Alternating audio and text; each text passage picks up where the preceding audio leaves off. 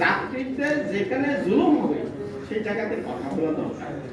সেই জায়গাতে আপনারাও আমাকে সমৃদ্ধ করবেন। ভাই আপনি অ্যাক্সিডেন্ট নিয়ে এর আগে করেছেন সংবাদ সম্মেলন, সেখানে একটা তথ্য ছিল, এবং তথ্য নিয়ে অনেকের সাথে অনেক রকম ডিফার আছে, সেটা কিন্তু আপনি সুবিধাটা প্রত্যাহার চাই। রাইট, এইটা বলেন। আগের জায়গায় ফেরত আসুক। রেল সাশ্রয়ী গণমাধ্যম, আমরা সাশ্রয়ী গণমাধ্যমের জায়গায় ফেরত আসাটা, এটাই আমাদের মূল মেসেজ। হ্যাঁ, সেটাই আমাদের কথাও বাড়িয়ে দেয়। এটাই বলেছে আমরা বলি। হ্যাঁ, এইটা আপনারা মনে করেন এটা এই উদ্দেশ্যেই কি তারা ভাড়া বাড়িয়েছে এটা মনে করেন? আমরা তাই মনে বাসকে বিশেষ আপনি বলেন, একটু বলেন, এইটা একটু বলেন।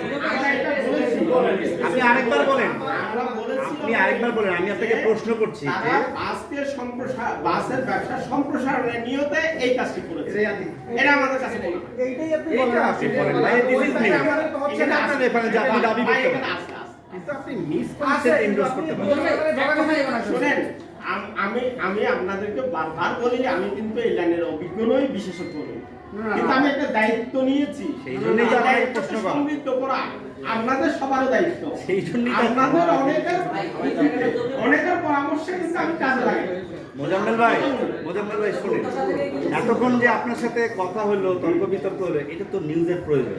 নিশ্চয়ই আপনি এসেছেন সংবাদ সম্মেলন করতে, আপনাকে আবার করতে। নিশ্চয়ই আপনি আবারও বিরক্ত না হয়ে এই প্রশ্নটার মূল মেসেজটা দেন। আমি আবারও আপনাকে প্রশ্ন করছি, আপনি বলছেন রেলওয়ের ভাড়া বৃদ্ধি করা হচ্ছে, জনগণের উপর এটা চাপ, আপনারা মনে করছেন যৌক্তিক না, এবং বলছেন এই ভাড়া বৃদ্ধির মাধ্যমে সরকার চাচ্ছে বা রেলওয়ে চাচ্ছে এই বাসের ব্যবসাগুলো যেন আবারও সুবিধা পায়।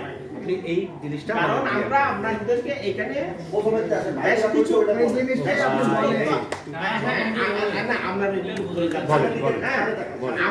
আমরা এখানে আপনাদেরকে দুটো জিনিস কম্পেয়ার করেছি। আমি বাসে যেতে আমার কত সময় লাগে, ট্রেনে যেতে কত, ট্রেনে যেতে আমার সময় বেশি লাগে, সঙ্গত কারণেই আমি বাসের দিকে ঝুঁকবো। এখন আপনি বাসের ভাড়ার সাথে যদি আমার ট্রেনের ভাড়াটা কাছাকাছি করে দেন, তাহলে আমি একটু আগ বাড়াইয়া বাসের ব্যবসাটাকে সম্প্রসারণের সুযোগ তৈরি করে দিলেন। এইটা আমি মনে করি রেল কর্তৃপক্ষের চরম দূরদর্শিতা। আর রেল কর্তৃপক্ষের যারা দায়িত্বরত আছেন তারা বড় বড় প্রকল্প নিয়ে ব্যস্ত, তারা যাত্রী সেবায় মনোযোগী নয়, তারা ব্যবসা সম্প্রসারণে মনোযোগী নয়। কারণ যাত্রী পরিবহন বাড়লে তাদের তো বেতন ভাতা আর কমবে না। এখন তারা সুযোগ সুবিধা যেটা বিদ্যমান আছে এটা তো পাবেই।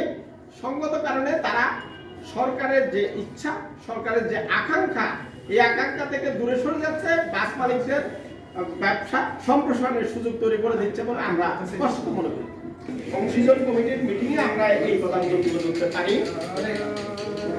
তার বাইরে তেমন সুযোগ পাই না।